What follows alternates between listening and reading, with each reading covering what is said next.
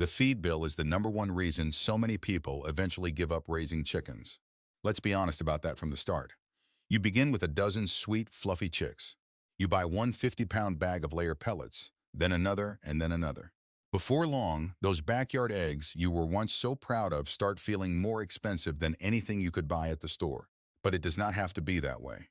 For thousands of years, long before anyone depended on commercial feed bags, chickens were fed from the land around them. They scratched, foraged, cleaned up waste, hunted insects, and turned scraps into eggs, manure, and life for the homestead. Chickens were never meant to be just consumers of purchased feed. They are natural recyclers, waste converters, and working partners in a healthy farm system. So the real question is this: what if you could greatly reduce or even eliminate that feed bill?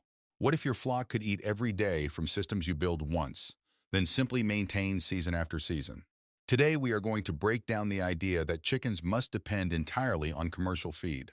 We will walk through 7 closed-loop feeding systems that can turn your property into a steady, low-cost source of nutrition for your flock. Let's get started. Part 1. The treasure in the trash, kitchen, and restaurant scraps. Let's begin with the easiest source most people overlook: the food waste we create every single day. The average household can produce more than 300 pounds of food waste in a year. When that waste goes to a landfill, it sits without enough oxygen, breaks down poorly, and releases methane into the atmosphere.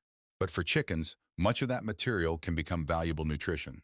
Chickens are natural omnivores. They enjoy vegetable peels, stale bread crusts, leftover rice, meat trimmings, and crushed eggshells. But if you want a truly steady supply, you cannot stop at your own kitchen. Start building relationships with local family restaurants, small cafes, or salad bars in your area. Offer a simple exchange. You collect their food scraps and help keep that waste out of the landfill, and in return, your flock receives a regular stream of useful feed. A clean 5-gallon bucket swap system is often enough to make it work. Just make sure your partners understand what to keep out. Green potato peels, raw beans, avocado skins, and onions can be harmful to chickens. Done correctly, this one system helps reduce waste, cuts your feed bill, and gives your flock a richer, more varied diet. Part 2. The green powerhouses. Comfrey and duckweed. Now let's talk about growing your own nutrition right in the backyard. If there is one perennial plant worth growing for chickens, Russian comfrey, especially the Bocking 14 variety, should be high on the list. Comfrey is valuable because it works deep below the surface. Its roots can reach far into the subsoil, pulling up minerals like calcium, phosphorus, iron, and magnesium that many shallow-rooted plants cannot access. Its leaves can contain 20 to 30% protein on a dry matter basis. You cut the leaves, feed them to the flock, and the plant grows back quickly within weeks. In a practical farm system, comfrey becomes a living mineral supplement that keeps giving. And if you have a small water trough, tub, or kiddie pool, duckweed is another powerful option. Duckweed, or Lemna minor, is a tiny floating plant that can produce impressive protein, sometimes reaching up to 43% crude protein. It absorbs nitrogen and phosphorus from water, so nutrient-rich water from around the coop can help it grow. Under good conditions, it can double its biomass every 2 to 3 days. Scoop it out with a net, feed it fresh, and your chickens get a soft, digestible, free source of green protein. Part 3. The miracle of hydroponic fodder and fermentation. Next is one of the most impressive feed stretching methods: hydroponic fodder. With the right process, a small amount of dry grain can turn into several times its weight in fresh, living green feed. Whole grains like barley, wheat, or oats are soaked in water for about 24 hours, then spread into shallow trays. From there, you rinse them twice a day and let the sprouting process do the work. In about 7 days, the grain changes. Starches begin converting into simpler sugars, and the sprouts become richer in active enzymes and vitamins. The entire mat, roots, seed, and green shoots, can be fed directly to the chickens, leaving almost no waste. Fermentation is another simple way to improve feed value. By submerging grains in water for 3 to 4 days, you encourage beneficial lactic acid bacteria, similar to the probiotics found in yogurt. This process helps break down phytic acid, making minerals easier for the birds to absorb. It can support digestion, strengthen the flock's overall condition, and increase feed volume so the chickens feel satisfied longer from the same base ingredients. Part 4. Nature's ultimate protein factory, black soldier fly larvae. Now we come to one of the strongest protein systems you can build for chickens. Remember, chickens are not vegetarians. By nature, they scratch, hunt, and eat insects whenever they have the chance. And when it comes to insect protein, black soldier fly larvae, often called BSFL, are one of the most valuable options. These larvae can contain around 40 to 44% high-quality protein and roughly 28 to 32% essential fats, making them a powerful natural feed source for laying hens. But the real advantage is how easily they can harvest themselves. You can build a simple BSFL bin from a plastic tote, add food waste, and let harmless adult black soldier flies lay their eggs. These adult flies do not bite and are not known for spreading disease. Once the larvae hatch, they consume food scraps aggressively and can reduce a large amount of waste in just a few days. When the larvae mature and prepare to pupate, they naturally crawl upward in search of dry ground. If you place a simple ramp at about 30 to 45 degrees inside the bin leading toward an exit hole, the larvae will climb out and drop straight into a collection container. That means you have a self-harvesting protein system that costs almost nothing to maintain. On top of that, black soldier fly larvae can provide far more calcium than mealworms, which helps support stronger eggshells and healthier laying hens. Part 5. Mealworms and Deep Litter Vermicompost. If you want a protein source that works well indoors, mealworms are a practical place to start.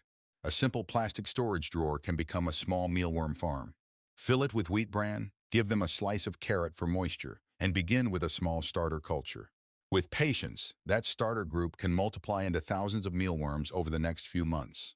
Dried mealworms are extremely rich in protein, often reaching around 50%, which is why chickens love them so much. They are especially useful when you want a clean, controlled insect feed system that does not require much space. But we can also bring this same idea directly into the chicken coop through the deep litter method and vermicomposting. By creating a deep bedding layer of carbon materials such as wood shavings, dry leaves, and other clean organic matter, you can introduce red wiggler worms, also known as Eisenia fetida, into the system. These worms help break down chicken droppings and leftover scraps, turning them into rich worm castings. As the chickens scratch through the bedding, they naturally uncover worms and small organisms to eat.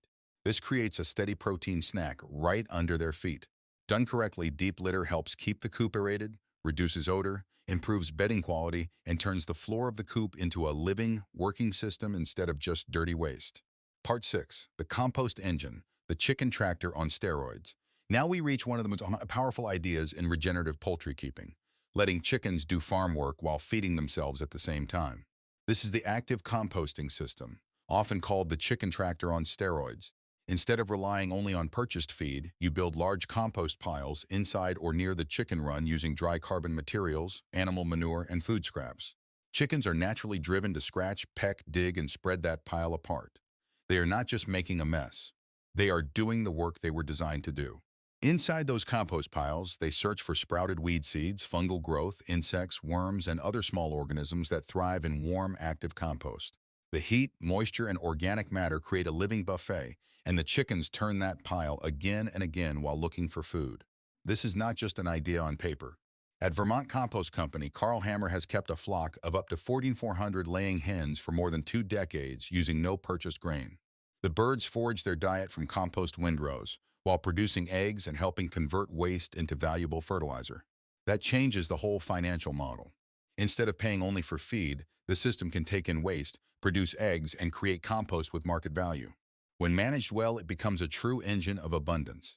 Part 7. The Permanent Legacy Chicken Food Forest and Pasture. Finally, we need to think beyond today's feed bucket and start designing for the future. One of the strongest long-term systems you can create is a chicken food forest. When chickens are rotated across healthy, diverse pasture, they can gather a meaningful part of their daily nutrition on their own, sometimes around 30 to 40%. They scratch for insects, nibble greens, pick up fallen seeds, and turn movement across the land into food, fertility, and healthier soil. To build that kind of system, plant in layers. Mulberry trees can drop large amounts of sweet, nutrient-rich berries during summer. Oak trees provide acorns, which are high in fat and useful as seasonal feed. In warmer months, Japanese beetle traps can also be used, and the collected pests can be emptied into the chicken yard as a free insect snack.